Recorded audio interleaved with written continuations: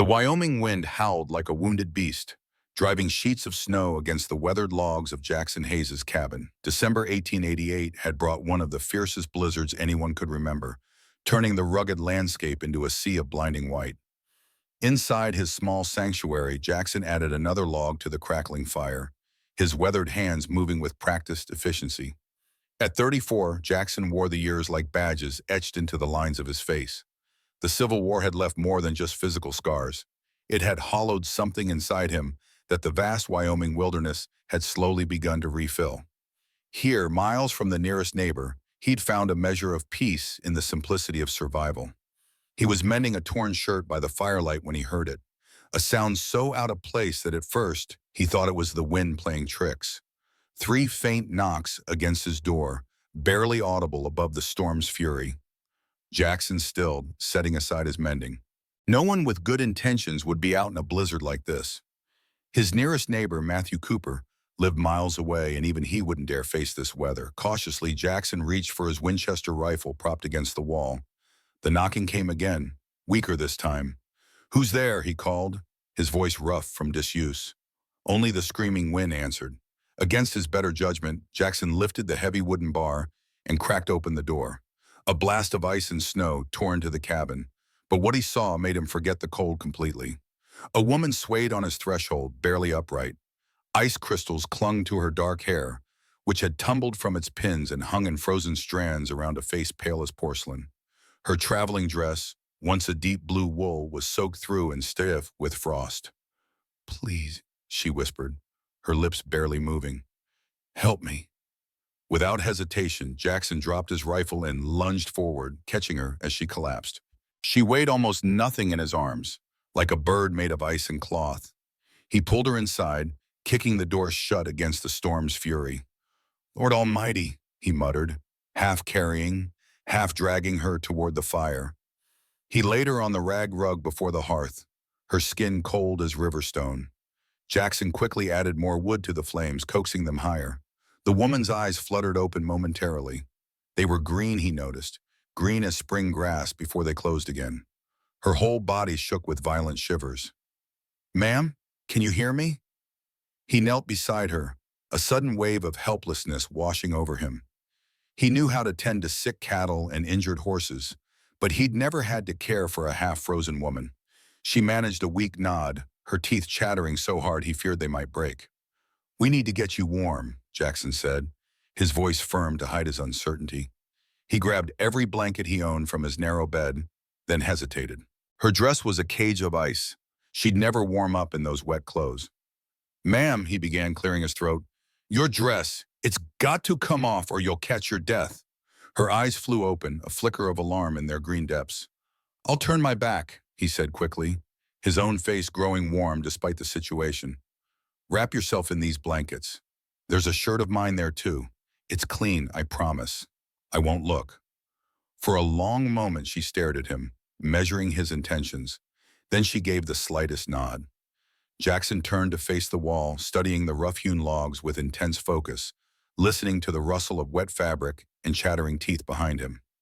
I'm decent," a weak voice said after what felt like an eternity. He turned to find her huddled in his blankets, the collar of his large flannel shirt visible at her neck. Her dress lay in a sodden heap beside her, color was already returning to her cheeks, but her eyes were feverishly bright. Jackson busied himself making strong black coffee and ladling out a bowl of the stew that had been simmering on the stove. He offered her the tin cup of coffee first. Her hand shook so badly he had to steady it as she brought it to her lips. She sighed as the warmth spread through her. "Thank you," she whispered. I was sure I would die out there." "What in blazes were you doing out in this storm?" The question came out harsher than he intended.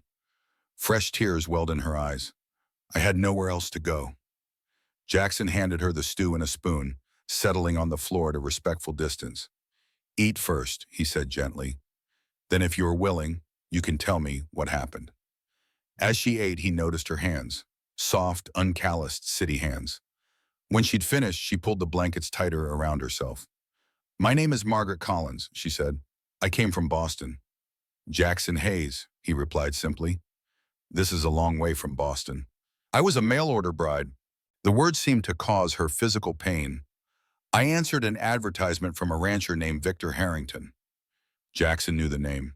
Victor Harrington owned one of the largest spreads in the territory, a man known for his wealth and his ruthlessness. I arrived at Stone Creek this morning, Margaret continued, her voice trembling. Mr. Harrington met me at the station. He took one look at me and said I wasn't what he expected. Too thin, too weak, too Eastern, were his exact words. Her voice broke. He brought me as far as the fork in the road, then told me to find my own way back to town in this storm. Jackson's hands clenched into fists. It wasn't snowing hard then, just starting, Margaret added. He said I could make it if I hurried. Then he left me there with my bag and rode off. She looked up at him, the pain in her eyes making his chest tighten. I tried to walk back, but the snow came so fast I couldn't see the road. Then I saw your light. You did right, Jackson said, his voice a low growl. Any man who'd leave a woman in weather like this isn't worth spit. Margaret fumbled with something, pulling out a crumpled envelope. He left this too, said it explained everything. Jackson took the letter. The words were cold, businesslike. Victor Harrington hereby dissolved any understanding with Miss Margaret Collins, citing misrepresentation and unsuitability for ranch life. $10 was enclosed for her return passage.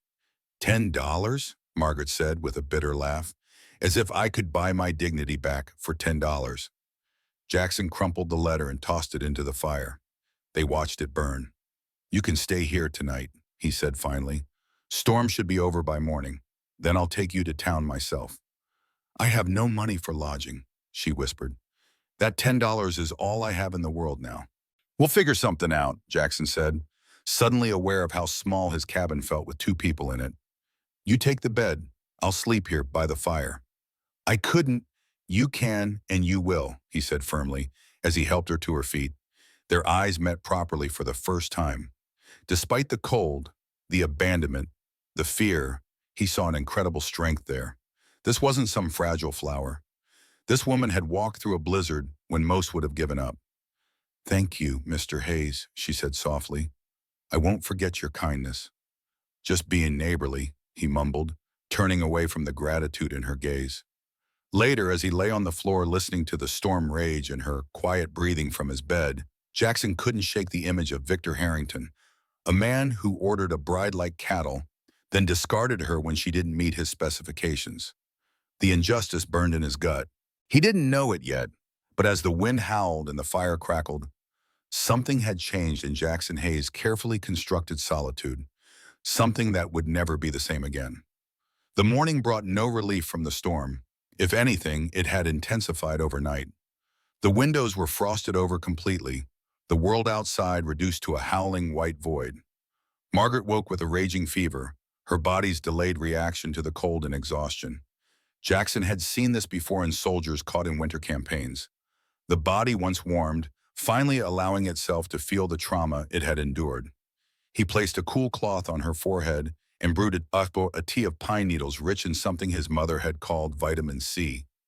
I'm sorry to be such a burden, Margaret whispered between bouts of shivering. You're not a burden, Jackson replied, adjusting the blankets around her. Just rest. Throughout that day and into the night, he tended to her fever, changing the cloth on her forehead, coaxing her to drink water and broth. In her delirium, she began to recite poetry and seemed to be teaching invisible students, her hands gesturing weakly as she explained the beauty of Wordsworth's imagery or the significance of a Bach concerto. Jackson listened, fascinated. He'd taught himself to read from his mother's Bible and old almanacs, but Margaret spoke of books he'd never heard of, music he'd never imagined. Even in her fever dreams, there was a passion in the way she described these things that made him want to know more. By the third day, her fever broke, leaving her weak but clear-headed. The storm, however, showed no signs of abating. I've never seen snow like this, Margaret said, sitting up in bed, wrapped in one of Jackson's flannel shirts and a quilt. How long do these blizzards usually last? 3-4 days sometimes, Jackson replied, stirring a pot of oatmeal on the stove. This one's uncommonly fierce. Might be a week before the trails are passable again. A shadow crossed her face. A week, but I can't impose on you for so long. Jackson shrugged. Not much choice for either of us, unless you'd prefer to try your luck with the wolves in the weather. The hint of a smile softened his words. Margaret looked around the small cabin, one room with a bed, a table with two chairs, a stove, and the fireplace. Every inch of space was utilized efficiently. There were books stacked neatly on a small shelf, surprising her. "You read?" she asked, nodding toward the shelf. A hint of defensiveness crossed his features. "When there's time, mostly practical things. Farming almanacs, a book on animal husbandry." He hesitated. "And my mother's Bible." Margaret's expression softened. "I didn't mean to sound surprised. It's just, Mr. Harrington made it sound as if everyone out here was—" She trailed off, embarrassed. "Uncivilized?" Jackson finished for her, his tone matter-of-fact rather than offended. "I'm sorry, that was prejudiced of me. No need to apologize for thinking what most Easterners think." He placed a bowl of oatmeal, sweetened with dried berries, beside her. "Truth is, some out here can't read at all. Others, like me, picked it up where we could. And some, like Dr. Thompson in town, have more education than most professors back east." Margaret took a spoonful of oatmeal, surprised by how good it tasted. "You learned to read on your own?" Jackson nodded, sitting at the table with his own bowl. "My ma taught me the basics from the Bible before she passed. After that, I just kept going. Words don't always come easy to me, but I manage." There was something in his tone, not embarrassment exactly, but a quiet pride mingled with defensiveness, that touched Margaret deeply. How many times had he been judged for his rough appearance, with no one bothering to see the mind beneath? "Perhaps," she said carefully, "while I'm here, I could help you with any words you find difficult, as a small way to repay your kindness." He looked up, surprised. "You're a teacher?" "I was. Music and literature at a girls' school in Boston." A shadow crossed her face. "Until my father's business failed, and he died. After that, the school decided I was no longer suitable for their establishment." Jackson frowned. "Because your father lost his money?" "Boston society has rigid rules about such things," Margaret said, her voice bitter. "Once we lost everything, doors that had been open suddenly closed. Teaching positions require references from respectable families, and those dried up quickly when there was nothing to be gained from association with the Collins name." She absently twisted a loose thread on the quilt. "My mother couldn't bear the shame. She passed away 6 months after father. The creditors took everything. Our home, father's business, even mother's jewelry. I had nothing left except my education, which suddenly seemed worthless." "So you answered Harrington's advertisement," Jackson said softly. Margaret nodded, her eyes distant. "The landlady at my boarding house showed it to me. He wrote such beautiful letters, painted such a picture of life here. A ranch house with real glass windows, a garden, respectability, a family." She gave a small, sad laugh. "I wasn't looking for love, Mr. Hayes. I just wanted somewhere to belong again." Jackson was silent for a long moment, stirring his oatmeal thoughtfully. "Harrington's not known for his beautiful prose. Makes me wonder who really wrote those letters." "What do you mean?" Jackson set his spoon down. "Something doesn't add up, Miss Collins. Harrington's not the type to throw away money. He paid your passage from Boston. Why go to that expense just to leave you stranded the moment you arrived?" Margaret considered this. "He did seem surprised to see me, almost angry, as if my arrival was inconvenient. Harrington's been trying to buy up land all through this valley," Jackson explained. "Every ranch, every homestead. He's got his eye on something bigger than just running cattle." "What could that be?" "Railroads coming through. There's talk they'll build a main station in this valley. Whoever owns the land when that happens will become very wealthy," Margaret finished, understanding dawning. "So you think he rejected me because having a wife might complicate his plans," Jackson said. "Or maybe he's made a better arrangement." "A better arrangement?" "Judge Wilson's daughter, Evelyn. She's been unwed for years, but lately there's been talk. Wilson owns the largest parcel of land adjacent to Harrington's. A marriage there would be advantageous." "Judge Wilson's daughter," Margaret repeated thoughtfully. "Yes, that would explain it." "Explain what?" Jackson asked. "When Harrington abandoned me at the crossroads, I saw a woman watching from the hillside. She was tall, austere. She must have been Evelyn Wilson. Jackson nodded grimly. They were likely meeting there. Your arrival was inconvenient timing. Margaret sat with this knowledge, her mind returning to the austere woman she'd glimpsed watching from the hillside as Harrington drove away. The pieces were falling into place. Strangely, it hurt less to think she'd been rejected as part of some business maneuver rather than for her personal qualities. Still, the cold calculation of it chilled her more than the blizzard. It doesn't matter why, she said finally, squaring her shoulders. The result is the same. I'm stranded in Wyoming with nothing and no one. Jackson looked at her for a long moment, his blue eyes steady. That's not entirely true. What do you mean? He stood clearing their empty bowls with unexpected grace for such a large man. You're not alone right this moment, he said simply. And Stone Creek isn't such a bad place. Folks might surprise you. Like you did, she said softly, taking in a stranger in a storm. Just being neighborly, he mumbled again, but the words had a different weight now. Margaret watched as he washed the bowls in a basin of water, his movements efficient and practiced. There was a quiet dignity in the way he maintained his small home, in his self-sufficiency. For the first time since arriving in Wyoming, she felt a spark of hope. Perhaps there was a place for her here after all, not as Victor Harrington's mail-order bride, but as someone who could build a life of her own. The thought had barely formed when a coughing fit seized her, reminding her of her precarious situation. Jackson was at her side immediately, supporting her until the spasm passed. You need more rest, he said firmly. Fever's gone, but your lungs still sound congested. I'm fine, she protested weakly. Stubborn woman, he muttered, but there was a grudging respect in his tone. Lie down, doctor's orders. You're not a doctor, she countered, even as she allowed him to ease her back against the pillows. Closest thing you have got right now, he replied with the hint of a smile. Rest, we've got time before the storm passes. As Margaret drifted back to sleep, the howling of the wind outside seemed less threatening somehow. In this small cabin with this quiet, steadfast man, she'd found an unexpected sanctuary. The world had closed in around them, reduced to these four walls and the fire's glow. But for the first time in months, she didn't feel trapped. She felt sheltered. And Jackson, moving quietly about his cabin, found himself glancing often at the sleeping woman in his bed.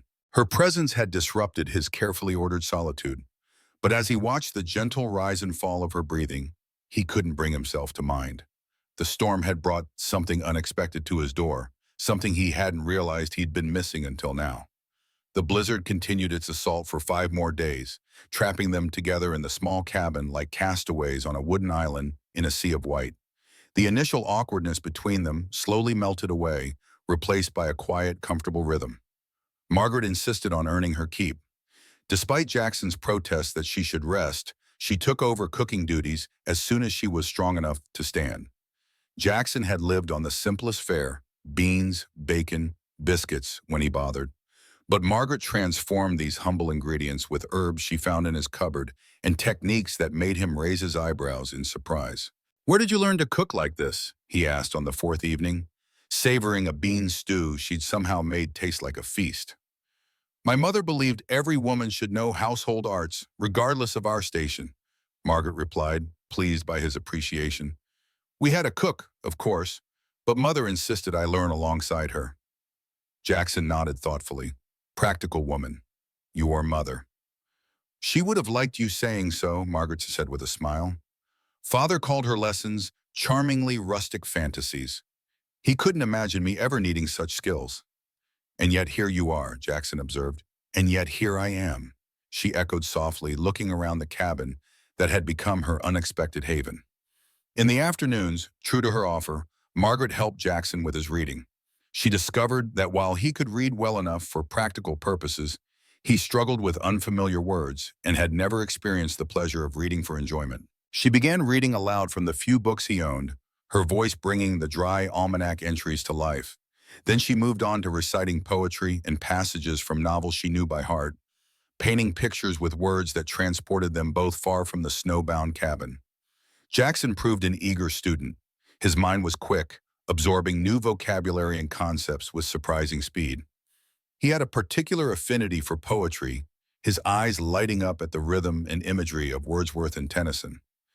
"There's something about the way they put words together," he said one evening as they sat by the fire. "Makes me see things different." "That's the magic of great writing," Margaret replied, watching the firelight play across his features. She'd stopped noticing the weathered lines and the small scar that bisected his left eyebrow, seeing instead the intelligence in his eyes and the gentleness that belied his rugged exterior. In turn, Jackson taught Margaret the practical skills of frontier survival: how to bank a fire to last through the night, how to tell when a storm was brewing from the smell of the air, which wild plants could be eaten and which were poisonous. One afternoon, he carefully emptied a trunk that had belonged to his mother, pulling out a battered wooden flute. "My ma played this," he said, handling it reverently. "Used to sing and play folk songs at night. Haven't touched it since she passed." Margaret took it gently, examining the simple instrument. "It's beautiful. Do you play?" Jackson shook his head. "Never learned. Pa didn't hold with music after she died. Said it reminded him too much of her." There was an old pain in his voice that made Margaret's heart ache.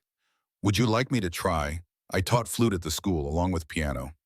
He looked surprised, then nodded, handing it to her with care.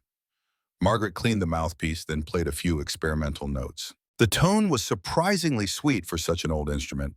She began a simple folk tune, one that would have been familiar in any part of America. Jackson sat perfectly still, his eyes fixed on her hands.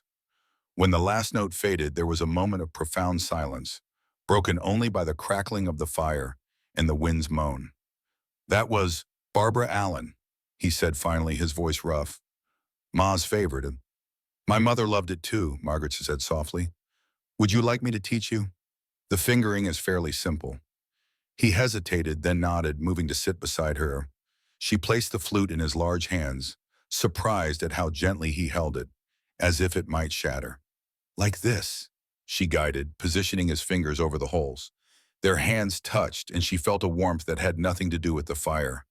"Now breathe from here," she continued, placing her hand lightly on his diaphragm. Jackson drew in a breath and blew. The first note was wavering, uncertain, but unmistakably a note. His eyes widened in surprise and pleasure.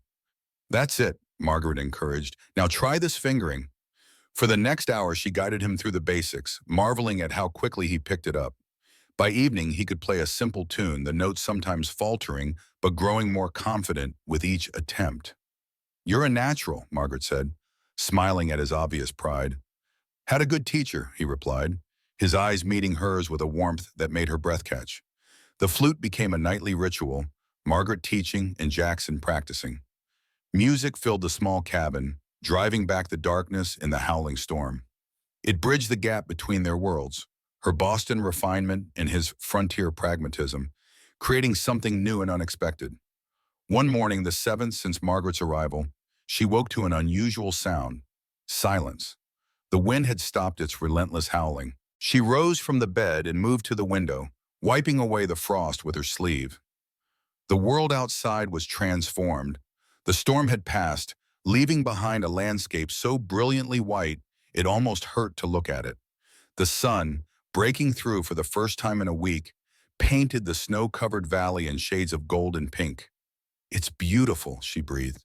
Jackson appeared beside her, careful to maintain a respectful distance. "Wait until spring," he said, his voice low. "The whole valley turns green, and the wildflowers bloom so thick you can smell them a mile off." "I wish I could see that," she said wistfully, then caught herself. "But of course I'll be long gone by then. Once the roads are clear—" "Right," Jackson said, the word tasting like ash in his mouth. "Town." They stood in silence, the world outside awakening under its blanket of white. Margaret was acutely aware of him standing so close, the way the morning light caught in his dark hair, the small sigh that escaped his lips. "I should make breakfast," she said finally, turning from the window. She moved too quickly, bumping into him in the small space. He caught her arms to steady her, and suddenly they were standing far too close. Her hands were pressed against his chest, his fingers gentle on her elbows. "Margaret," he said, her name slipping out unbidden. She looked up at him, her eyes wide, and for a heartbeat, the world stopped. Then she stepped back, a blush rising in her cheeks. "I'm sorry, no need for apologies." Jackson said quickly, his own face burning. Close quarters. But something had shifted. The easy companionship of the past days was now charged with a new awareness. Margaret found herself watching the way his hands moved as he chopped wood, the curve of his neck as he bent over his reading. He too seemed affected, his gaze lingering on her when he thought she wouldn't notice, his hands sometimes trembling when they accidentally touched while passing dishes. That evening, the charged silence was broken only by the crackling fire. Jackson knew that as soon as the snow was passable, he had to take her to town. It was the right thing to do. She deserved real options, a future. But the thought of his cabin returning to its empty silence was a cold, hard knot in his stomach. He'd known this woman less than a week, and yet the idea of her leaving felt like losing a part of himself he hadn't even known was missing. He was a man who had built his life on solitude, and he was terrified to realize he didn't want to be alone anymore. The next morning, the sound of approaching horses shattered the quiet. Jackson looked up from splitting firewood to see three riders making their way through the snow. He recognized Victor Harrington's massive frame immediately, flanked by the town sheriff in one of Harrington's ranch hands. "Margaret," Jackson called, setting down his axe. "Stay inside." She appeared at the doorway, her face draining of color as she recognized the lead rider. "It's him." "I'll handle this," Jackson said, moving to stand between her and the approaching men, his hand resting casually near the pistol at his hip. Harrington reined in his horse a few yards from the cabin, his heavy features set in a scowl. Sheriff Miller, a fair-minded man Jackson respected, looked deeply uncomfortable. "Hayes," Harrington said, his voice dripping with arrogance, "I hear you've got my property." "Don't see any property of yours here," Jackson replied, his voice dangerously even. "The woman," Harrington clarified unnecessarily, "my bride. She's mine by rights. I paid her passage." Margaret stepped out onto the porch, ignoring Jackson's warning, her chin held high. "I am no man's property, Mr. Harrington. You made that quite clear when you abandoned me in a blizzard." Harrington's face darkened. "Now see here, girl. We had an agreement, legal and binding." "You dissolved that agreement," Margaret interrupted, her voice steady despite her trembling hands. "In writing. Or have you forgotten the letter you left me with?" "That was a misunderstanding," Harrington blustered. "Heat of the moment, I've reconsidered." Jackson let out a short, harsh laugh. "Reconsidered after leaving her to freeze to death?" Sheriff Miller shifted in his saddle. "Silas says Miss Collins is his legal bride-to-be. Asked me to come make sure things get sorted out proper." "There's nothing to sort out," Margaret said firmly. "Mr. Harrington rejected me, abandoned me, and severed our agreement. I owe him nothing."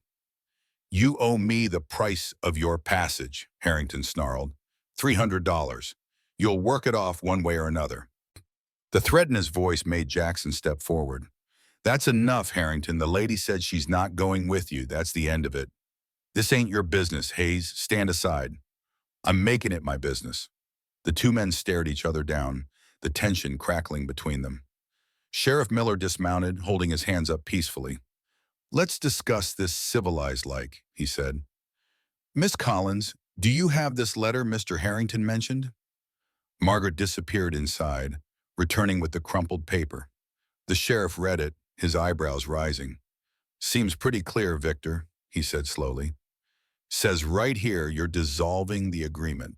Even gave her money for return passage." "I was hasty," Harrington growled. "A man can change his mind." "Not after abandoning a woman in a blizzard," the sheriff replied sharply. "That's attempted murder in some folks' books." "I told her the way to town." "In a storm with night coming on," Jackson interjected. 5 miles through unfamiliar country. She'd have died if she hadn't found my place." The sheriff looked at Margaret. "Miss Collins, what do you want to do? The law's murky here, but I'm inclined to side with you given the circumstances."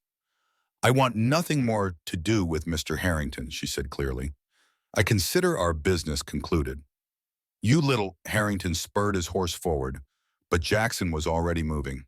He grabbed the horse's bridle, using the animal's momentum to pull Harrington off balance. "Touch her and I'll kill you," Jackson said, his voice quiet but filled with deadly promise. Harrington's face went purple with rage. "You dare threaten me? I own half this valley." "Not this half," Jackson replied. Now get off my land." The sheriff sighed. "Victor, I've heard enough. The lady's made her position clear. You're lucky she's not pressing charges. I suggest you head home."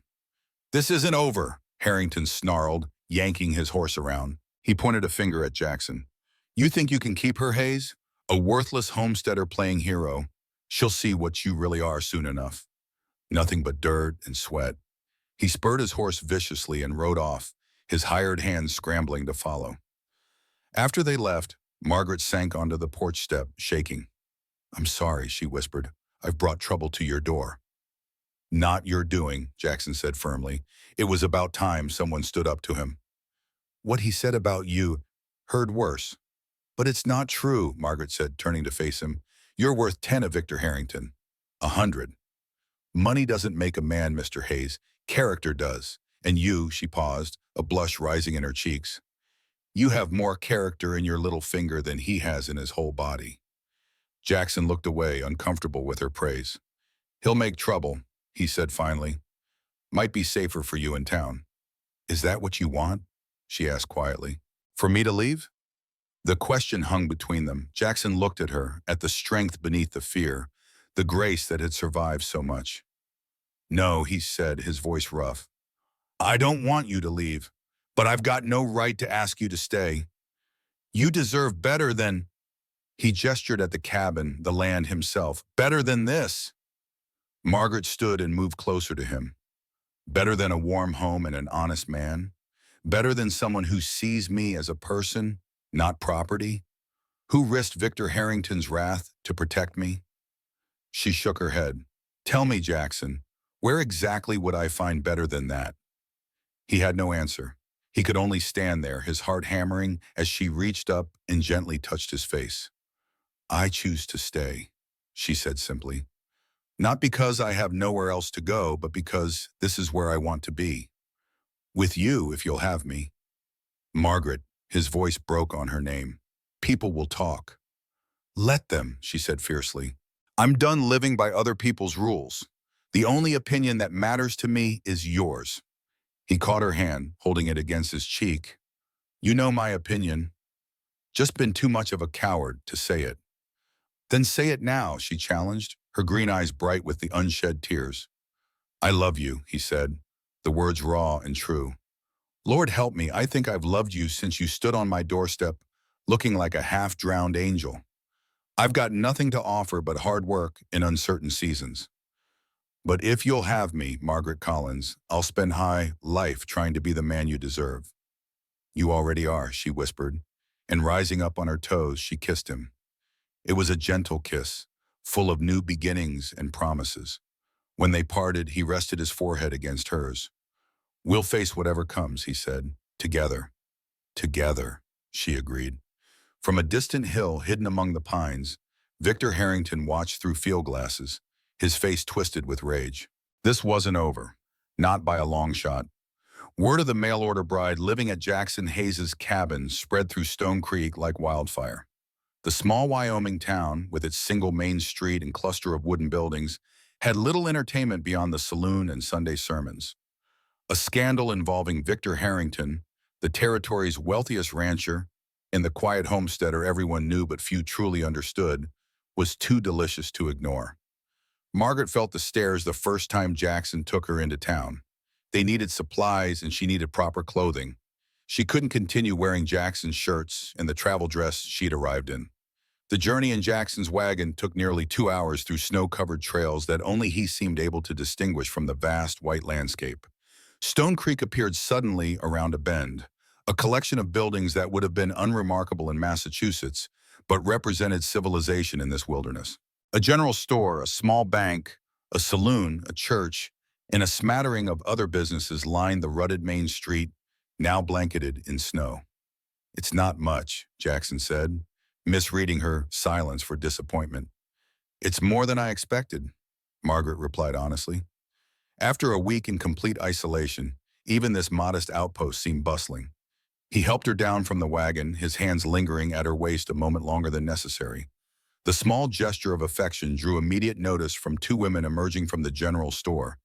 They paused in their conversation, eyes widening at the sight of Margaret in Jackson's too large coat, her hair arranged as neatly as possible without proper pins.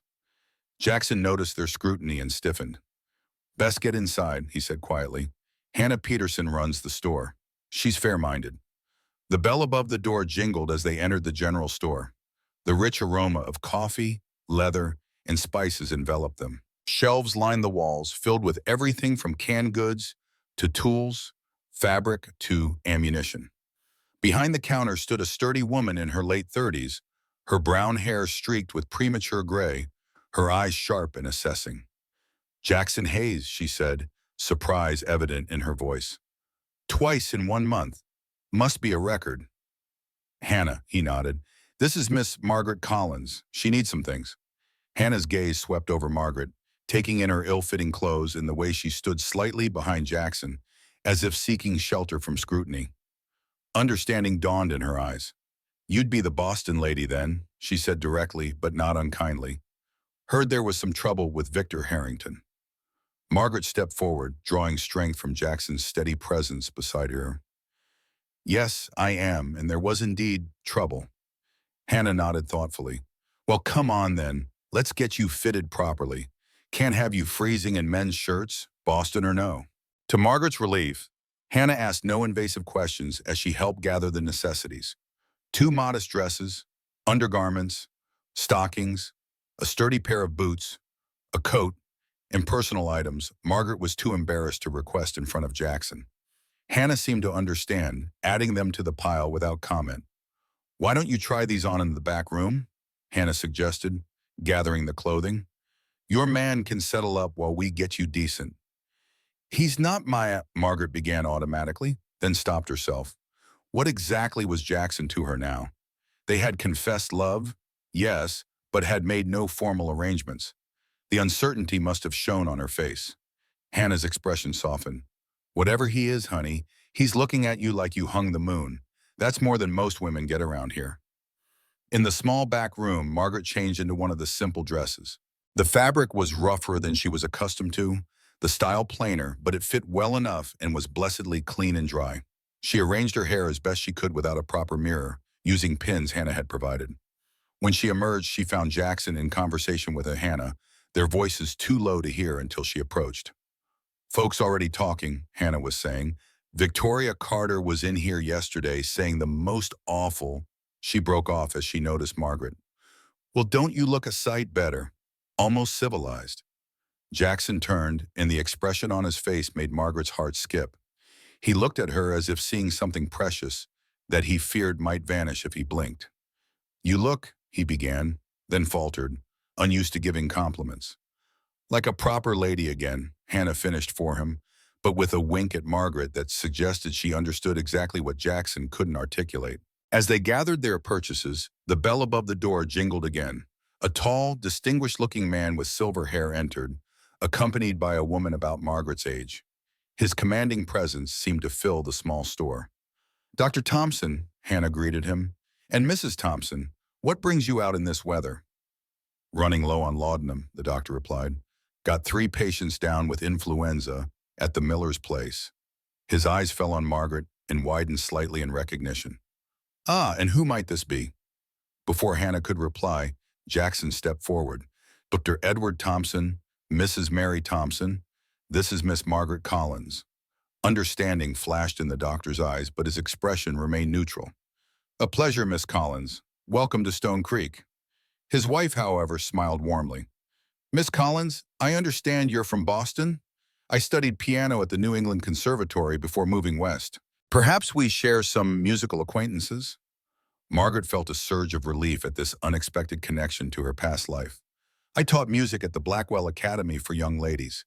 Did you know Professor Harrington there?" Mary Thompson's face lit up. "Eleanor Harrington was my instructor. What a small world, even out here in the wilderness." For a few moments, Margaret was transported back to the familiar world of music and education as she and Mary exchanged names and experiences. It was the first time since arriving in Wyoming that she'd been able to speak of her past without explanation or apology. Dr. Thompson observed the exchange with evident pleasure, then turned to Jackson. "Hayes, might I have a word outside?" Jackson nodded, touching Margaret's arm lightly. I'll be right back. On the boardwalk outside, Edward Thompson lit his pipe, shielding the match from the cold breeze. So, the rumors are true, he said without preamble. You've taken in Harrington's mail-order bride. She's not his anything, Jackson replied, his voice tight. He abandoned her into the snow to die. Thompson nodded thoughtfully. I've heard the story, or versions of it. Victor's telling anyone who'll listen that you stole her away. That's a damn lie. Of course it is. I know you better than that. The doctor puffed on his pipe. But Harrington has influence, and he's using it. Judge Wilson's already making noise about breach of contract. And there's uglier talk, too. About Margaret? Jackson's hand instinctively moved to his gun. About both of you. This is a small town, Hayes. People need little encouragement to believe the worst. Thompson regarded Jackson seriously. What are your intentions toward the lady? The directness of the question caught Jackson off guard. He struggled, then straightened. I love her, asked her to stay. She said yes. Marry her, Tishti, Thompson said bluntly. Soon. It won't stop all the talk, but it will give her protection under the law and in the eyes of decent folk. Jackson nodded slowly. He'd been thinking the same, but hearing it confirmed by someone he respected strengthened his resolve. I will, if she'll have me formal-like. Good man, Thompson clapped him on the shoulder. Now Mary seems quite taken with your Miss Collins. Why don't you both come to dinner tomorrow? Might do the lady good to have some female company after being trapped with your ugly mug for a week. Inside the store, Mary Thompson was writing something on a piece of paper. These are the times I'm available for lessons, she was saying as the men returned. If you'd like to continue your musical education, that is. I have a lovely Chickering Square piano that my husband had shipped all the way from New York as a wedding present. Margaret took the paper, deeply touched by this unexpected kindness. Thank you, Mrs. Thompson. I would love that, though I'm not sure when I'll be able to come into town regularly. Well, that's easily solved, Edward Thompson interjected. We've just invited you and Hayes to dinner tomorrow. We can discuss arrangements then. Margaret looked to Jackson, who nodded his agreement. That's very kind of you, she said, genuinely moved.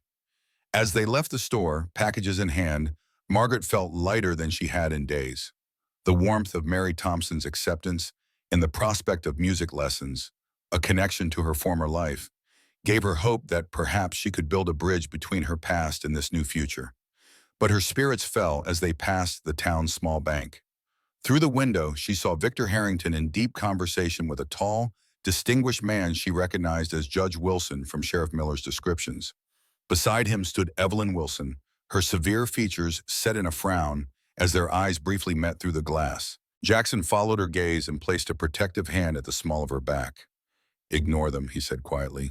Is that difficult to do in a town this size, Margaret asked. Impossible, he admitted, but we'll manage. They were nearly at the wagon when a voice called out, Miss Collins! Margaret turned to see Sheriff Miller approaching, his expression apologetic.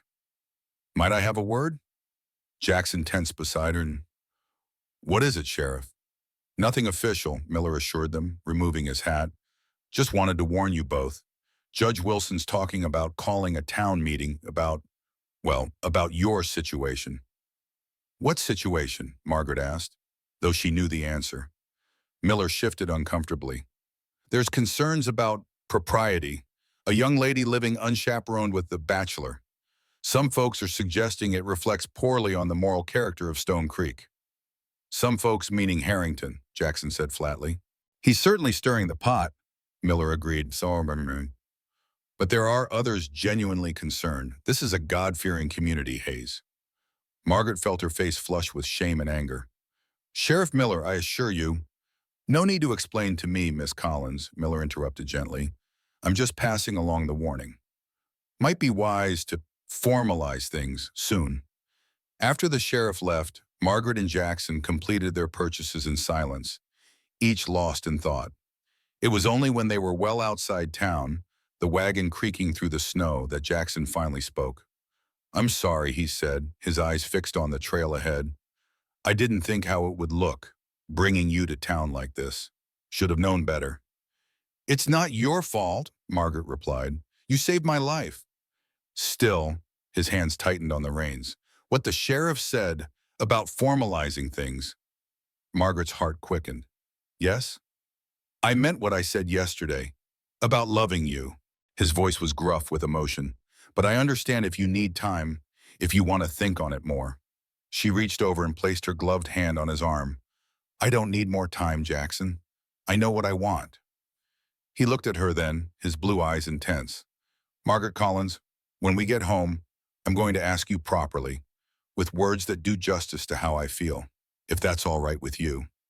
She smiled, tears pricking her eyes despite the cold. That's all right with me. The rest of the journey passed in a comfortable silence, the future suddenly clearer than the snow-covered path before them. The dinner at the Thompsons proved to be a turning point. Their house, modest by Boston standards but grand for Stone Creek, welcomed Margaret with warmth and unexpected refinement. Books lined the walls of Dr. Thompson's study, medical journals mingling with volumes of poetry and history. The promised Chickering piano gleamed in the parlor, its polished wood reflecting the lamplight. Mary Thompson had invited two other couples, Matthew and Elizabeth Cooper, neighboring ranchers who had stood against Harrington's attempts to buy their land, and Reverend James Hollister and his wife Sarah, who ran the church in the town's small school. We thought you might appreciate meeting some of the more reasonable members of our community, Mary explained, as she showed Margaret to a bedroom to freshen up before dinner. Not everyone shares Victor Harrington's views. The evening was the most civilized Margaret had experienced since leaving Boston. The food was excellent, the conversation stimulating, and for the first time, she and Jackson were treated as a couple rather than a scandal. After dinner, at Mary's insistence, Margaret played the piano. She chose a Chopin nocturne, her fingers finding the familiar keys with growing confidence as the sweet, melancholy notes filled the room. When she finished, she turned to find Jackson watching her with such naked admiration that she blushed. That was beautiful, Elizabeth Cooper said into the appreciative silence. We haven't heard music like that since the last time the opera company came through Cheyenne 2 years ago.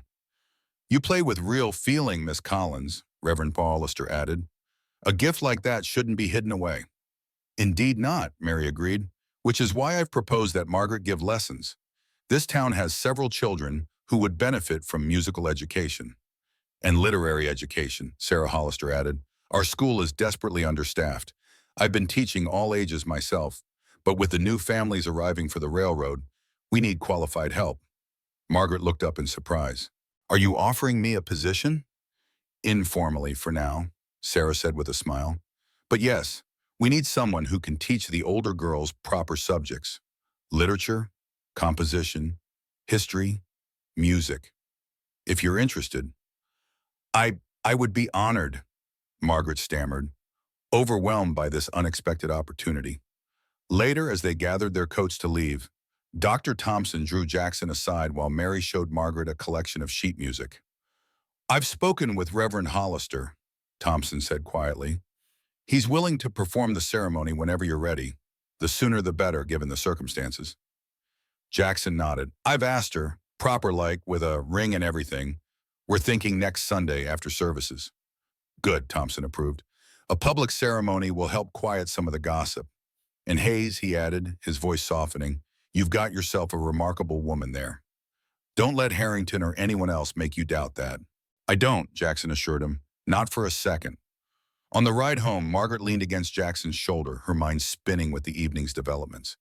I can't believe they offered me a teaching position, she said, and music lessons. It's like having a piece of my old life back. Jackson slipped an arm around her, pulling her closer against the cold night air. You deserve it. You've got so much to give, Margaret. This town would be fools not to see that. It's because of you, she said softly. Your friends, they've accepted me because they respect you. They accepted you because of who you are, he corrected. I'm just lucky enough to be the man by your side.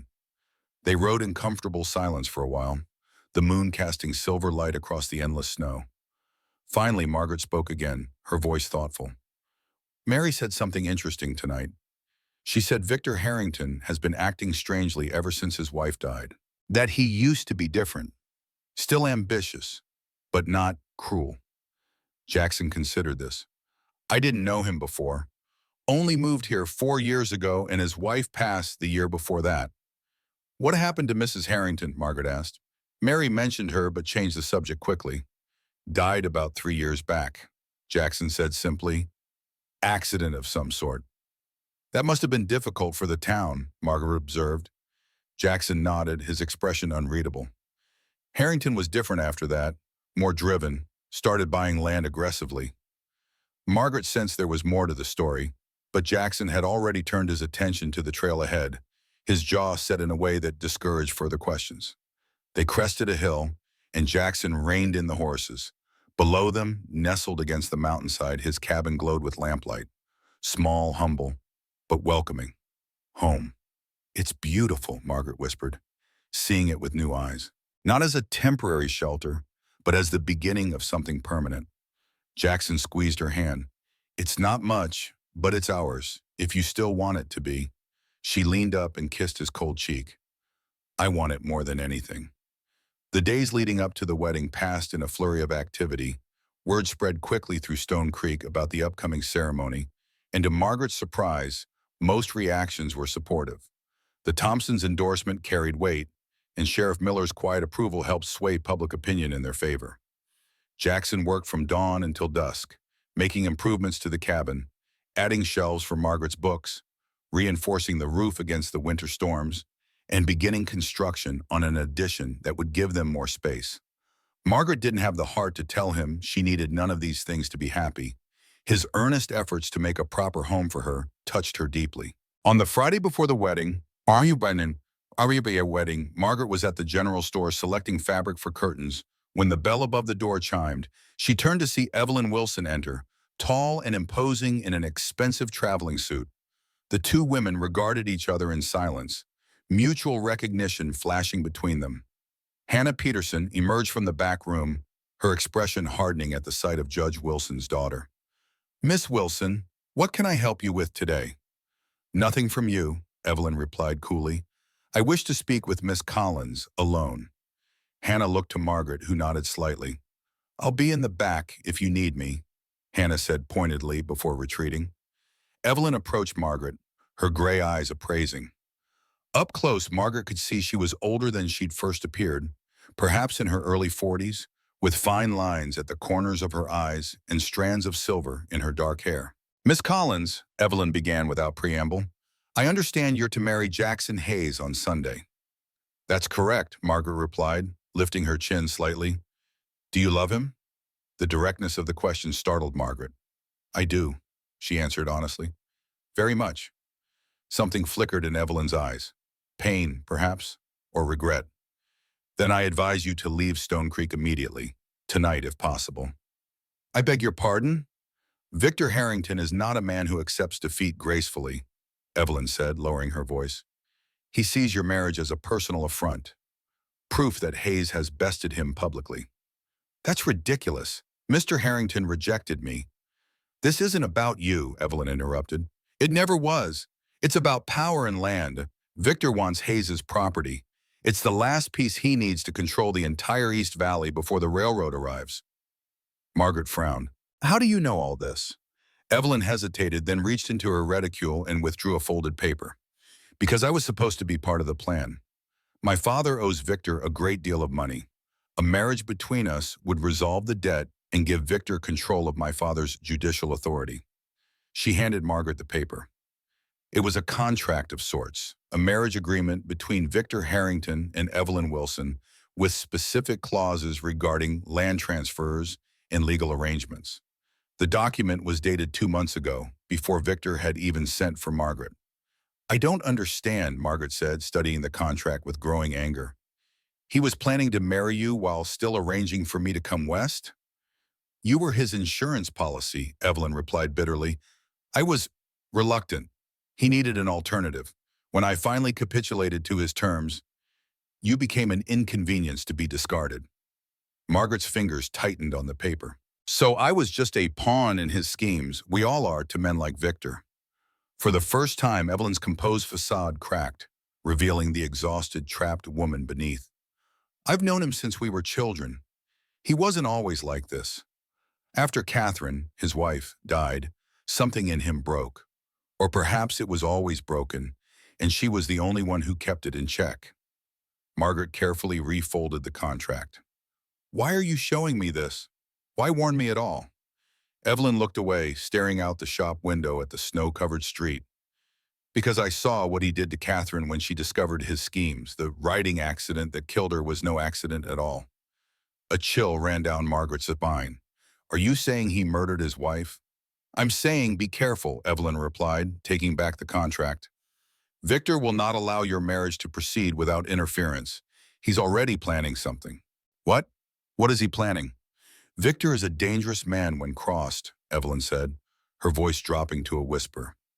Be careful in the coming days. He doesn't accept defeat. With those cryptic words, she turned and left, her tall figure disappearing into the snowy street. Hannah emerged from the back room. Everything all right? You look troubled. Margaret managed a weak smile. Just wedding nerves, I suppose. But as she completed her purchases and headed to meet Jackson, Evelyn's warning lingered like a shadow. What exactly did the woman know that she wasn't saying? Victor Harrington had already proven he was willing to let her die once in the blizzard. What else might he be capable of? Margaret debated whether to tell Jackson about this strange encounter. Part of her feared he would confront Harrington directly, perhaps violently. Another part worried he might suggest they leave, abandon the home he had built with his own hands, the land he loved. In the end, she decided on a middle path. She would tell him about meeting Evelyn, but would focus on finding legal protection first. The law should handle this, not frontier justice. That evening, as they sat by the fire in the cabin, Jackson noticed her preoccupation. Something troubling you? He asked, setting aside the book they'd been reading together. Wordsworth's poems, which had become a nightly ritual. Margaret took a deep breath. I had a visitor at the store today, Evelyn Wilson. Jackson's eyebrows rose in surprise. Judge Wilson's daughter, what did she want? Carefully, Margaret recounted the conversation, including how Evelyn had shown her the marriage contract with Harrington and her cryptic warning. As she'd feared, Jackson's face hardened with anger. I should have known he'd try something, he muttered. The man's used to getting his way. Evelyn seemed frightened, Margaret said cautiously. She implied we might be safer elsewhere. Jackson stood abruptly and moved to the window, staring out into the darkness. Is that what you want? He asked, his voice carefully neutral. To leave? No, Margaret replied without hesitation. This is our home. I won't be chased away by vague threats. He turned, relief evident in his features. I wasn't sure. You've given up so much already, your life in Boston, your plans. I wouldn't blame you for wanting safety. Margaret rose and crossed to him, taking his rough hands in hers. My life in Boston ended the day my father died. What I've found here, with you, is worth fighting for. His eyes softened as he squeezed her hands. Then we fight, but smart, not reckless. First thing tomorrow, we talk to Sheriff Miller. And Dr. Thompson, Margaret added. He seems to have influence in town. Perhaps between them, they can help us find a legal way to stop Harrington. Jackson nodded slowly. There's something else we should consider. Moving up the wedding. To when? Tomorrow. Private ceremony. Just us and witnesses. Reverend Hollister would understand. Margaret considered this. The idea of a hasty, secret wedding wasn't what she'd imagined, but the practical benefits were clear. As Jackson's legal wife, she would have more protection under the law, and their union would be harder for Harrington to disrupt. If that's what you think is best, she agreed, though I admit I was looking forward to walking down the aisle on Sunday. Jackson cupped her face gently. We can still have the public ceremony. This would just be insurance. The word echoed uncomfortably, reminding her of Evelyn's revelation. She had been Victor Harrington's insurance once. Now she needed her own. All right, she said, tomorrow it is. They retired to their separate sleeping arrangements, Jackson on a pallet by the fire, Margaret in the bed, both keenly aware it would be their last night maintaining this propriety. Despite the tension in the air, Margaret felt a flutter of anticipation at the thought of tomorrow. Whatever happened with Victor Harrington, she would face it as Jackson's wife. She was drifting towards sleep when a sound outside jerked her fully awake. Jackson had heard it too. He was already on his feet, rifle in hand. Stay inside, he whispered, moving silently to the window. Margaret held her breath, straining to hear. At first there was nothing but the normal night sounds. the wind, the distant howl of a wolf.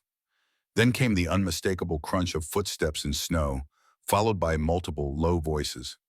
Jackson motioned for her to get down. She slid from the bed and crouched beside it, heart pounding.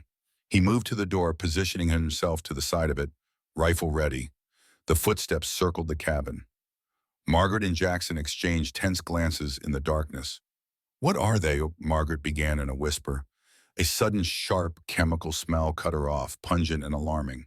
"Kerosene," Jackson breathed, recognition and horror dawning on his face. "Dear God, they're going to burn us out." Margaret's blood ran cold. This was what Evelyn had tried to warn her about without saying too much. Harrington wasn't just after their land. He wanted them gone permanently. "What do we do?" she whispered. Before Jackson could answer, a voice called from outside, not Harrington's, but one of his men. "Hayes, we know you're in there with the woman. Boss says to tell you this is your last warning. Sell the land, or next time we won't just scare you." Jackson's jaw tightened. "That all your boss has to say?" he called back. "He says you've got until noon tomorrow to come to town with a signed deed, otherwise." The voice trailed off suggestively. "And if I go to the sheriff instead?" A harsh laugh. "Sheriff's out at the Preston place. Won't be back till late tomorrow. Convenient, ain't it?" Margaret moved to Jackson's side, placing a restraining hand on his arm as he tensed to open the door. "Don't," she whispered. "That's what they want, to provoke you into coming out." The men outside waited a moment longer, then their footsteps crunched away through the snow. Only when the sound had faded completely did Jackson lower his rifle. "Cowards," he muttered. "Didn't even have the guts to light the kerosene." They weren't here to burn the cabin, Margaret realized. Not tonight. This was a message, a demonstration of how easily they could do it. Jackson ran a hand through his hair, his expression troubled. "I'm sorry, Margaret. I never meant to bring this kind of danger to your door." "You didn't," she reminded him. "This started with Victor Harrington, not you." She paused, thinking. "We should still go ahead with the wedding tomorrow, but we need to be careful. They'll be watching the road to town." Jackson nodded slowly, a plan forming. "The Cooper's place is closer than town, and Matthew said they'd stand with us. We could go there at first light, send him to fetch Reverend Hollister while we wait. And after the ceremony, we can't come back here if they're watching." "No," Jackson agreed. "We go straight to Dr. Thompson's. His house is in town, visible to everyone. Harrington's men won't try anything so public." Margaret took his hand, drawing strength from his steady presence. "Do you think Harrington knows about Evelyn warning me? If he does, she could be in danger too." Jackson's face was grim. "Another reason to get to town quickly. We need to make sure she's safe." They spent the rest of the night in tense vigilance, taking turns watching for any return of Harrington's men. As the first gray light of dawn crept through the windows, they gathered the few possessions they couldn't bear to leave behind. Jackson's mother's Bible, Margaret's small jewelry box containing her mother's wedding ring, the wooden flute that had brought them closer. "Ready?" Jackson asked as they prepared to step outside, his rifle loaded and ready. Margaret looked around the cabin, the place where she had found refuge, where she had fallen in love, where she had begun to imagine a future. Now it stood vulnerable, the smell of kerosene still lingering around its wooden walls. "Yes," she said firmly, tucking her hand into the crook of his arm. "Let's go get married." They slipped out into the cold morning, alert for any sign of watchers, but the surrounding forest stood silent and empty. As they made their way carefully down the hidden trail toward the Cooper's ranch, Margaret felt a strange mixture of fear and determination. Victor Harrington had tried to intimidate them, to drive them from their home. Instead, he had only strengthened their resolve to fight for it, together. The sun rose higher, turning the snow-covered landscape into a sea of glittering diamonds. Despite everything, Margaret found herself smiling at the beauty of it, at the man beside her, at the future they would forge, regardless of the obstacles before them. Whatever came next, she would face it as Jackson's wife. Not a mail-order bride arranged through letters and contracts, but a woman who had chosen her path with eyes and heart wide open. The Cooper Ranch appeared through the trees just as the morning sun crested the eastern mountains. Unlike Jackson's solitary cabin, the ranch was a proper homestead, a main house with a broad porch, a large barn, and several outbuildings spread across a clearing carved from the wilderness. Smoke curled from the chimney, signaling warmth and life within. Margaret's legs ached from the trek through knee-deep snow. They had avoided the main trail, instead taking a circuitous route through the forest that Jackson assured her would hide their tracks.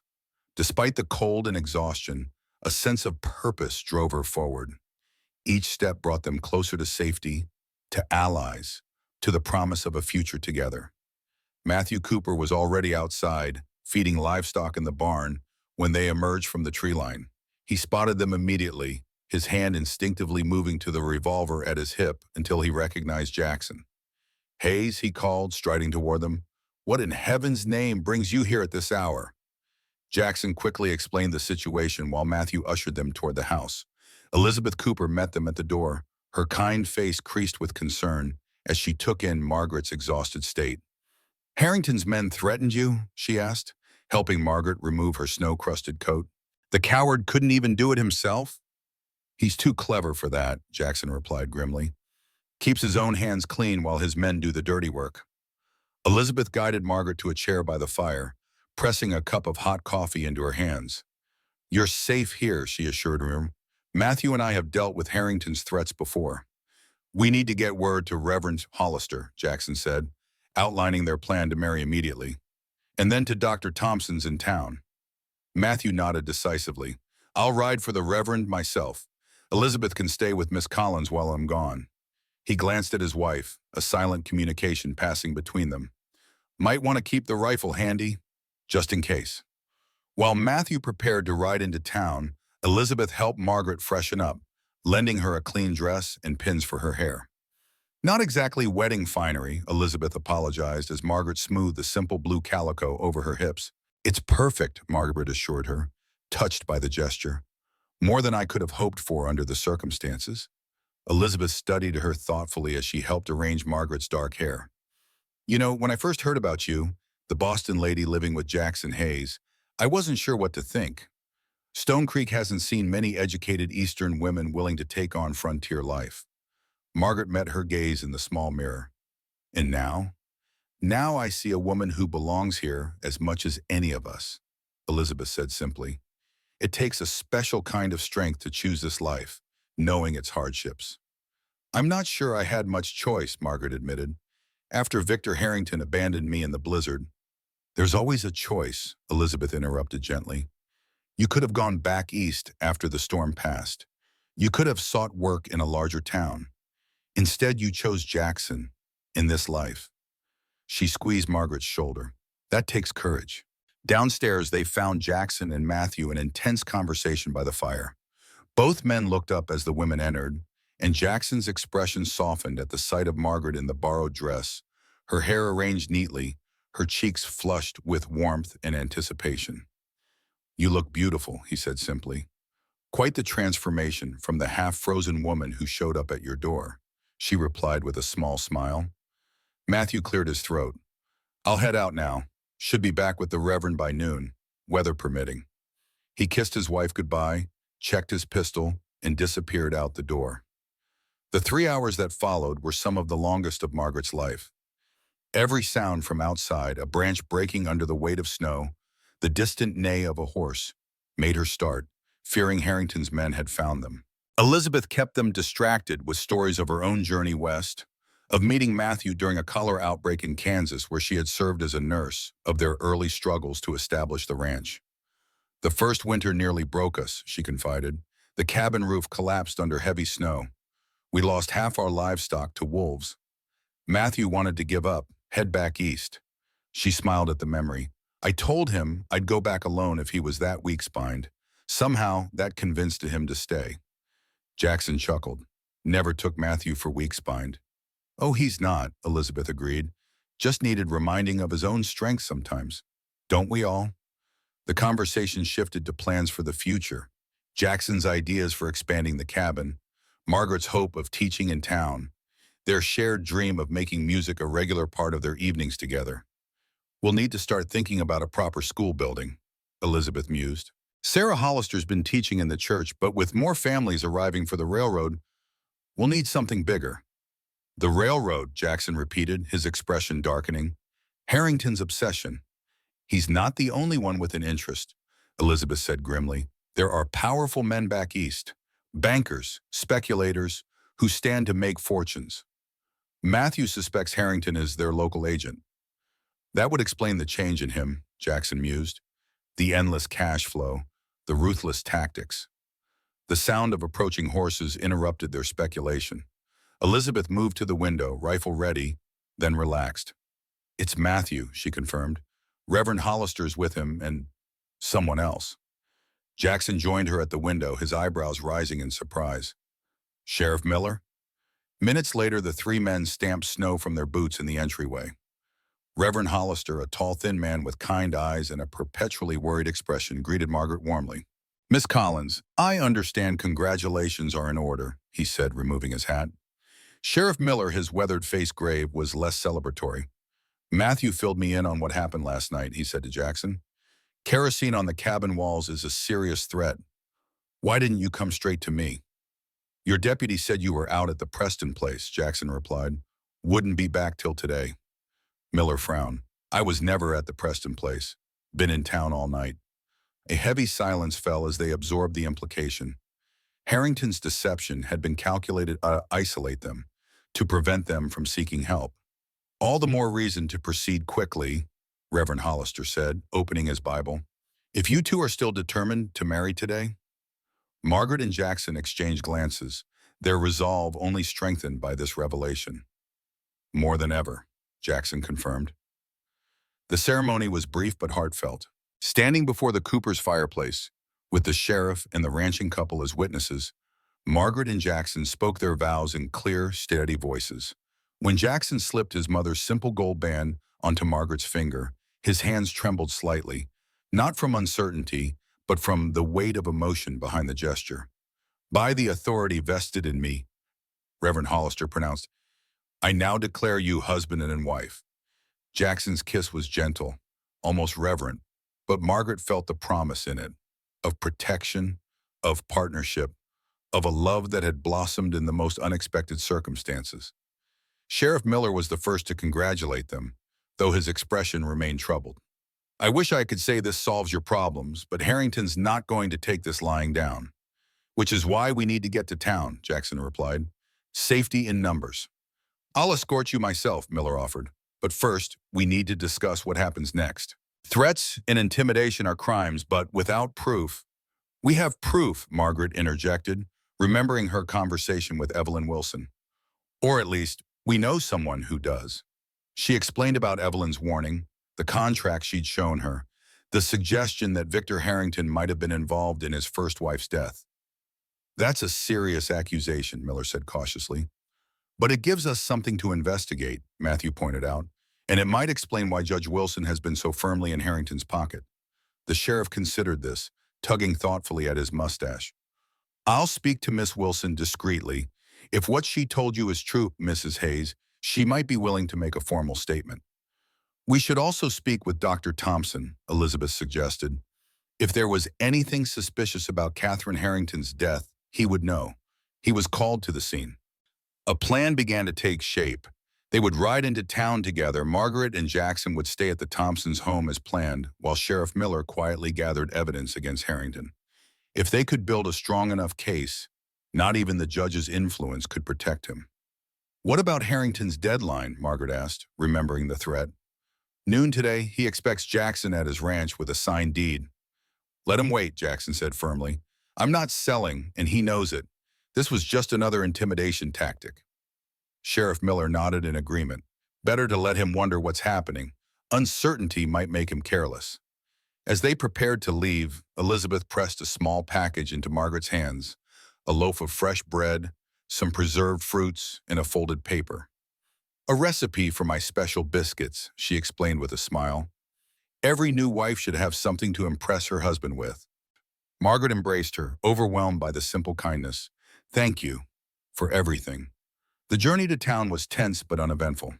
Sheriff Miller led the way, with Reverend Hollister and Matthew Cooper flanking Margaret and Jackson. They took the main road, making no attempt to hide their passage. If Harrington's men were watching, let them see that the couple had protection, that they were not isolated or afraid. Stone Creek appeared quiet in the midday sun, the main street nearly empty, as most townsfolk were at home for the noon meal.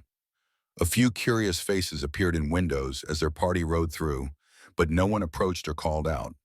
Dr. Thompson was waiting on his porch when they arrived, his expression indicating he had been forewarned of their coming.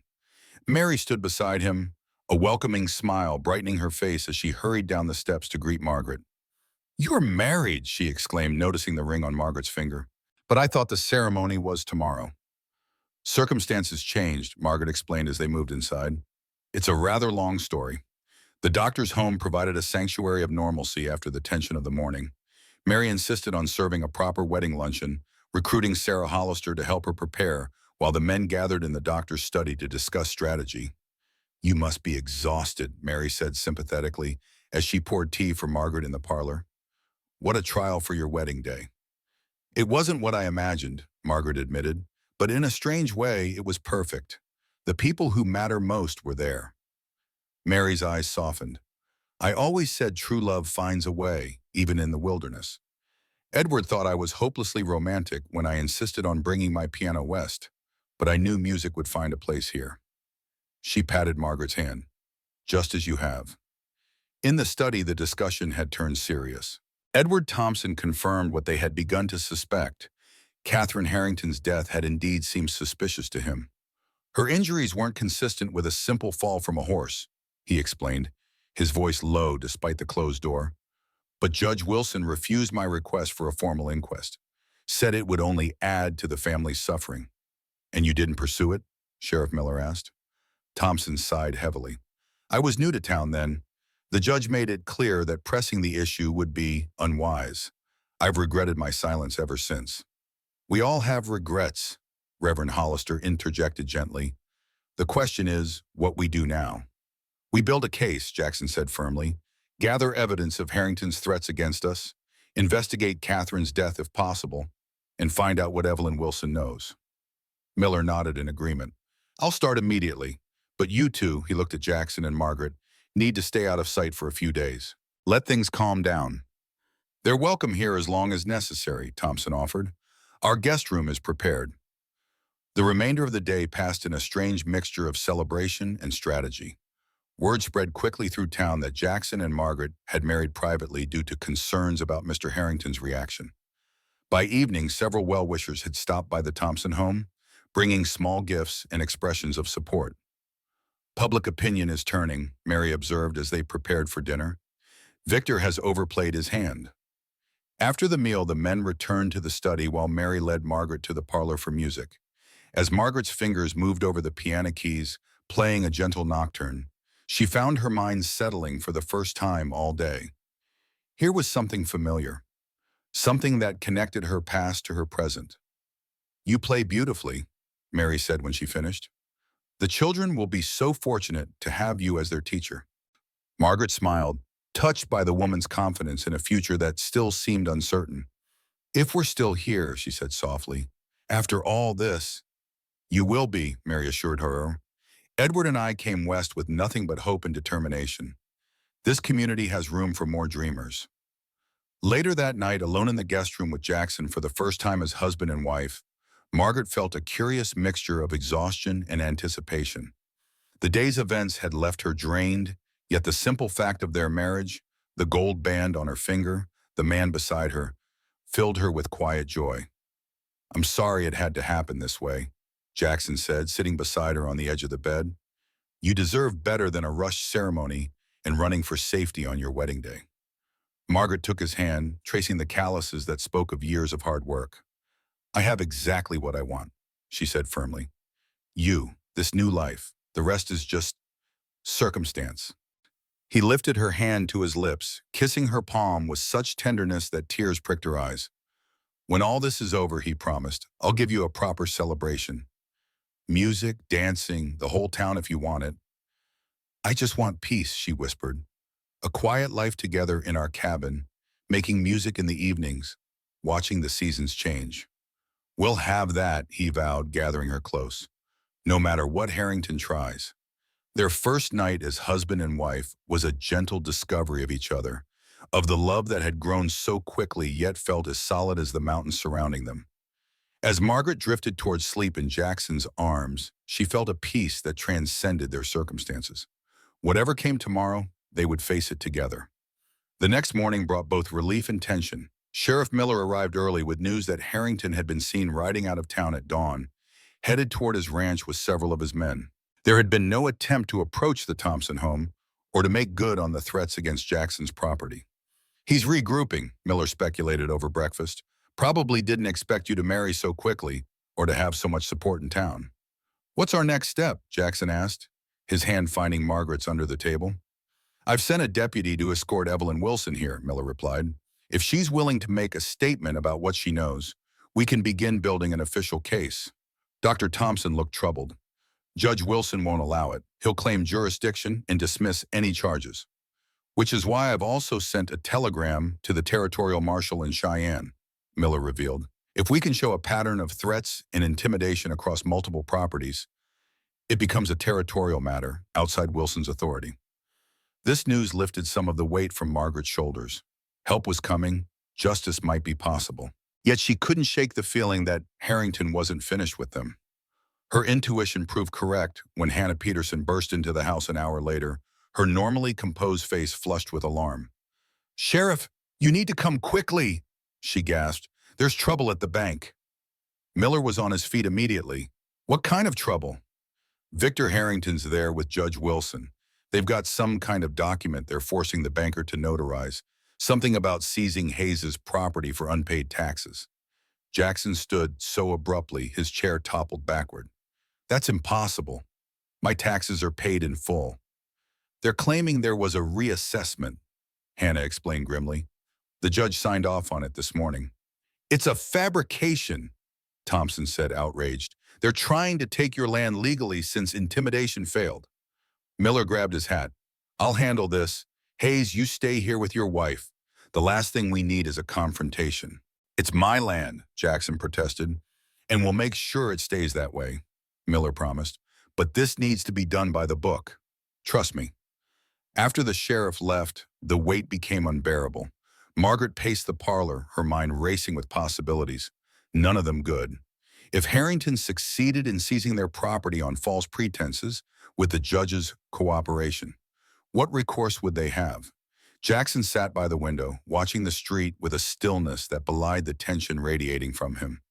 His hands, capable, gentle hands that had built a home and played the flute with surprising delicacy, were clenched into fists on his knees. What will we do? Margaret asked finally, voicing the question that hung between them. If they take the land, they won't, Jackson replied, more conviction in his voice than he perhaps felt. And if they try, we fight. Through the courts if possible, through other means if necessary. Other means? She echoed, alarmed by the implication. He met her gaze steadily. I won't let him steal what's ours, Margaret. Not through threats, not through legal trickery. Before she could respond, commotion erupted in the street outside.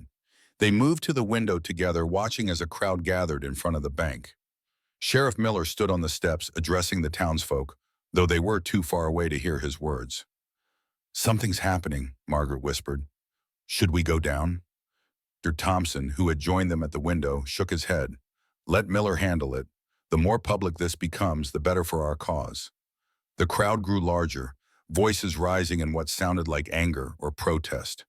Then a figure burst from the bank doors, Victor Harrington, his face mottled with rage, pushing past the sheriff and mounting his horse with furious haste. He's leaving, Mary observed. That must be a good sign. Minutes later, Sheriff Miller appeared at the Thompsons' door, a grim satisfaction on his face. Well, that backfired on him spectacularly, he announced as they gathered in the parlor. What happened? Jackson demanded. Harrington and Judge Wilson tried to push through a property seizure based on falsified tax records, Sheriff Miller explained. But what they didn't know is that the banker, Mr. Collins, has been keeping detailed notes of every suspicious transaction Harrington has requested over the past year. Suspicious how? Thompson asked. Large cash withdrawals, property transfers with questionable documentation, loans taken against properties he doesn't legally own yet. Miller ticked off on his fingers. Collins has been uncomfortable with it for months, but was too afraid to come forward. When Harrington tried to force this latest fraud, Something in Collins snapped. So he exposed him? Right there in the bank? Mary asked, amazed. Miller nodded. Announced to everyone present, including half the town council, that he wouldn't be party to fraud any longer. Produced his ledger showing all of Harrington's questionable dealings. He looked at Jackson with a satisfied smile. Your property is safe. In fact, Harrington's the one who might lose his holdings once the territorial authorities review Collins' evidence. Relief washed over Margaret, so powerful she had to sit down. It's over then? Not quite, Miller cautioned. Harrington still has influence, and Judge Wilson will try to protect him. But we've dealt him a significant blow. Public opinion has shifted decisively. As if to confirm this assessment, a steady stream of visitors began arriving at the Thompson home throughout the afternoon. Townsfolk offering support, sharing their own stories of Harrington's attempts to bully them into selling land or businesses. Each account built a clear picture of a man who had used wealth and connection to manipulate an entire community. By evening, a new worry had emerged. Evelyn Wilson, who had been expected to arrive hours ago, was still missing. My deputy returned without her, Miller reported. The judge's housekeeper said Miss Wilson left early this morning on horseback. No one has seen her since. Could Harrington have intercepted her? Margaret asked, fear tightening her chest at the thought of the proud, troubled woman in danger because she had tried to help them. It's possible, Miller admitted, though it's equally likely she fled of her own accord. She might fear her father's reaction to her betrayal. Whatever the explanation, Evelyn's absence cast a shadow over the day's victories. As dusk fell, Jackson and Margaret stood on the Thompsons' porch, watching the lights come on across town, each representing a home, a family, a small piece of the community they had come to value. Do you think we'll ever go back to the cabin? Margaret asked softly. After all this? Jackson wrapped an arm around her shoulders, pulling her close against the evening chill. Yes, he said with quiet certainty. It's our home. We'll rebuild if necessary, start fresh if we have to, but we'll go back. She leaned into his warmth, drawing strength from his conviction. I'd like that. I was just beginning to think of it as home when all this happened. It will be home again, he promised. A better one, with music and books and whatever else you want to bring to it.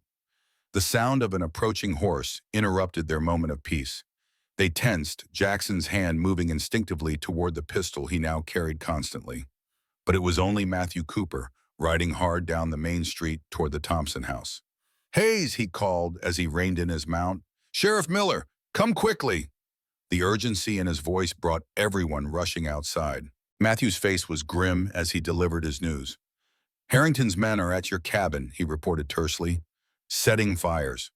Jackson's face went pale. You're sure? Saw the smoke myself while checking my north pasture, Matthew confirmed. Rode close enough to see them, at least 4 men. Torches. They're burning you out, just like they threatened. Sheriff Miller was already moving toward his horse. I'll gather men. We can be there in an hour. Too late, Matthew cut in. The fire's already taken hold. But there's more. I think they have Evelyn Wilson with them. What? Margaret gasped. Are you certain? Saw a woman on horseback, hands bound. Couldn't get close enough to confirm, but who else would it be?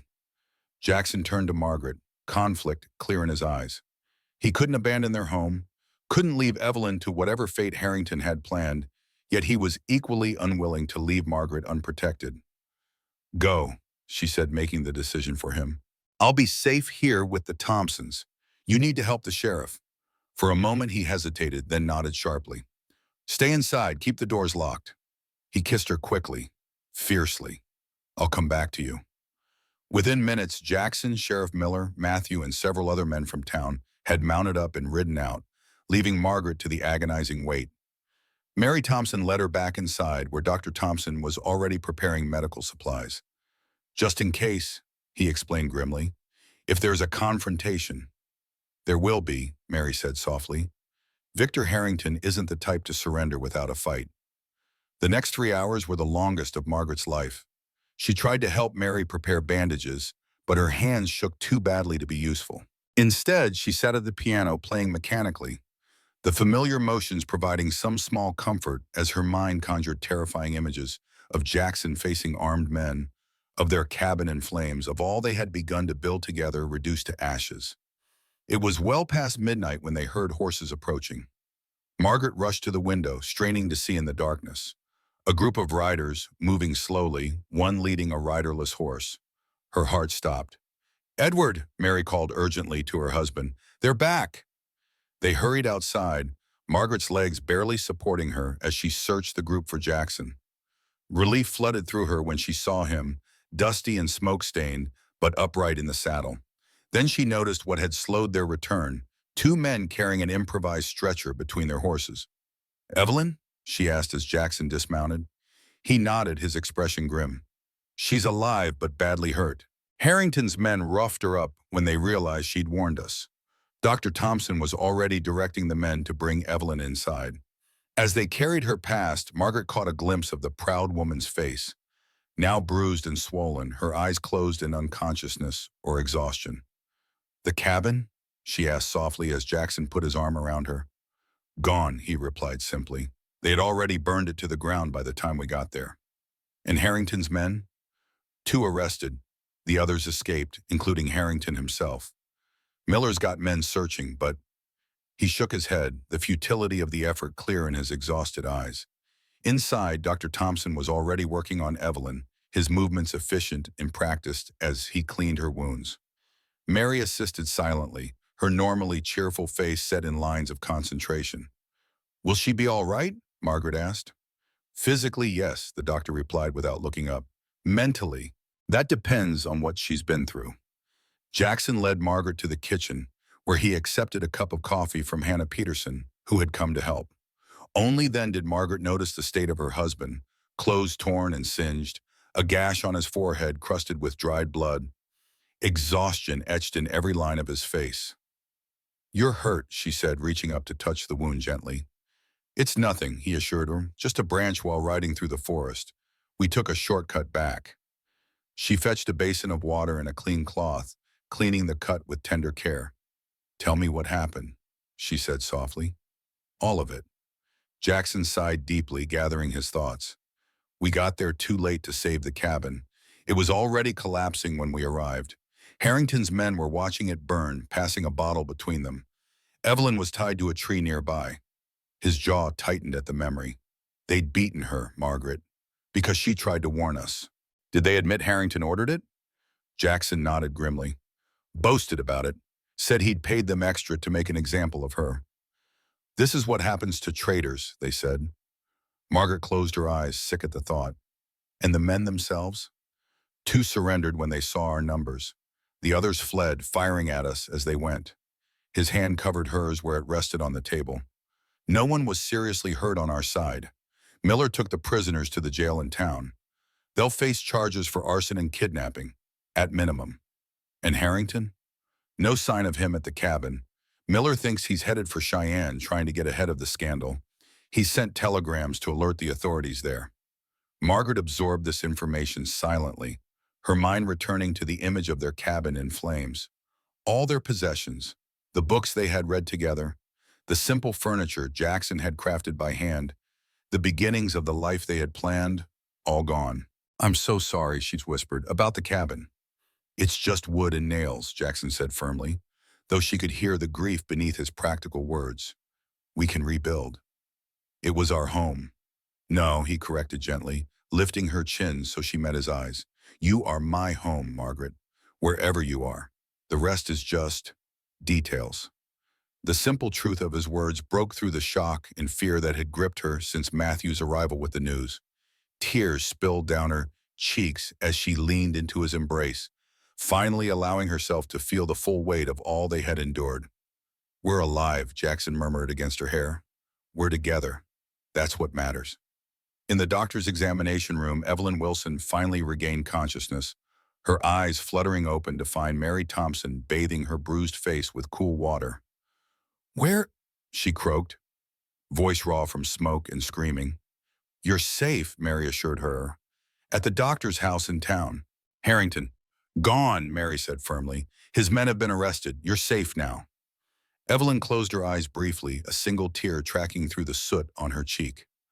"I tried to stop them," she whispered. "When I heard what they planned to do, You were very brave, Mary told her, continuing her gentle ministrations. Thanks to your warning, Jackson and Margaret were safe in town when the cabin was burned. But I couldn't save their home. Homes can be rebuilt, Margaret said from the doorway, where she had been listening. Lives cannot. She moved to Evelyn's bedside, taking the woman's hand carefully between her own. Thank you, she said simply, for risking everything to help us. Evelyn's battered face twisted in a grimace that might have been an attempt at a smile. I've lived in fear of men like Victor for too long, she said, her voice strengthening slightly. Watching, knowing, doing nothing. It was time. Your testimony will be crucial, Sheriff Miller said, joining them in the room. If you're willing to make a formal statement about everything you know, Harrington's threats, his business practices, even your suspicions about his wife's death. Evelyn nodded weakly. I'll tell everything. It's too late to save Catherine, but perhaps I can help ensure justice for others. As dawn broke over Stone Creek, the full extent of the night's events began to ripple through the community. Harrington's men, facing serious charges, began offering information in exchange for leniency. Judge Wilson, confronted with evidence of his complicity in fraudulent land seizures, suffered what Dr. Thompson diagnosed as a minor stroke, leaving him temporarily unable to interfere with the legal proceedings. And in the Thompsons' guest room, Margaret and Jackson finally succumbed to exhaustion, sleeping deeply in each other's arms as the morning sun illuminated the promise of a new day, one in which they were still together, still alive, still determined to build the life they had chosen. Spring had finally come to Wyoming, the first wildflowers beginning to peek through the melting snow as Margaret stood on the porch of their new cabin. The past months had been a testament to frontier determination.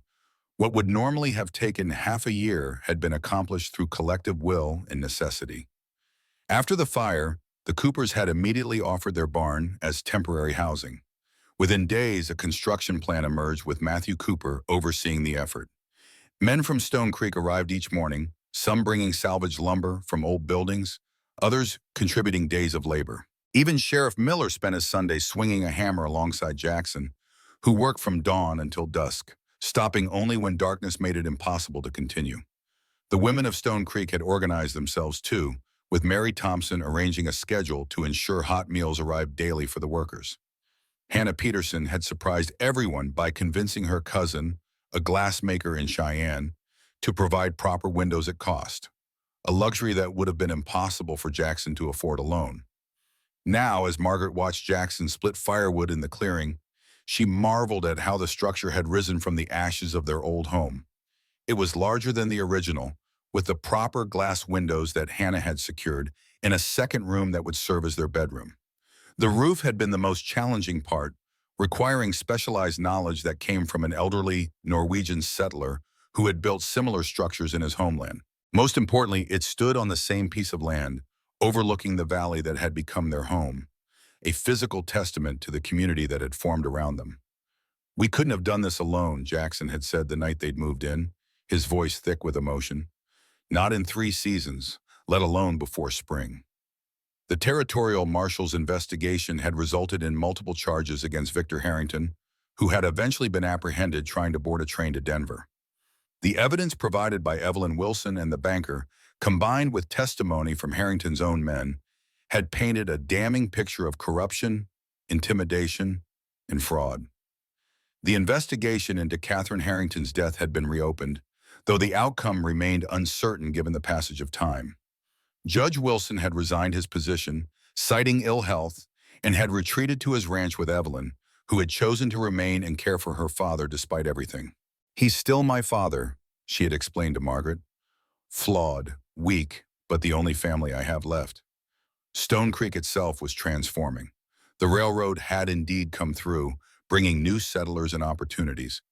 Margaret now taught music and literature 3 days a week in the town's new schoolhouse, a position that brought her both satisfaction and a small income to supplement Jackson's ranching. In the evenings, their cabin resonated with music, Jackson's increasingly confident flute playing, Margaret's singing, and occasionally, when neighbors visited, impromptu dances on the new wooden floor. The Thompsons, the Coopers, even Sheriff Miller and his wife had become regular guests, forming the nucleus of a community that had been strengthened by adversity. "Penny for your thoughts," Jackson said, setting down his axe and joining Margaret on the porch. She smiled, leaning into him as his arm circled her waist. "I was thinking about how much has changed since I arrived in that blizzard, how close we came to never having this." "Fate had other plans," he replied, kissing her temple gently. "Or maybe it was just stubbornness on both our parts." Margaret laughed softly. "A quality we seem to share in abundance." From inside the cabin came the sound of a kettle boiling. Margaret had been experimenting with Elizabeth Cooper's biscuit recipe, adding her own touches based on her mother's teachings. The small domestic ritual had become a favorite part of her day, creating something simple but nourishing in the home they were building together. "I should check those biscuits," she said, reluctantly pulling away from Jackson's embrace. He caught her hand, his expression suddenly serious. "Are you happy, Margaret? Truly? This life is so different from what you knew in Boston." She considered the question, not because she doubted her answer, but because she wanted him to understand its depth. "In Boston, I taught young ladies to appreciate beauty created by others. Music, literature, art. Here, I'm creating beauty myself every day, in how we live, in what we build together, in the music we make in the evenings." She squeezed his hand. "Yes, Jackson, I am truly deeply happy." Relief and love mingled in his eyes as he pulled her close for a kiss that still held the wonder of new discovery. "Then so am I," he murmured against her lips. As the sun began its descent behind the mountains, casting long shadows across their clearing, Margaret and Jackson moved inside to their evening routine. A simple meal, reading by lamplight, music before bed. Tomorrow would bring its own challenges and joys, as would all the days that followed. But they would face them together, in the home they had fought for and won, in the life they had chosen with open eyes and full hearts. The mail-order bride who had been abandoned in a blizzard had found not just shelter, but belonging. The solitary homesteader who had opened his door to a stranger had found not just companionship, but love. And in the crucible of adversity, they had forged something neither had dared to hope for, a future as vast and promising as the Wyoming sky above them.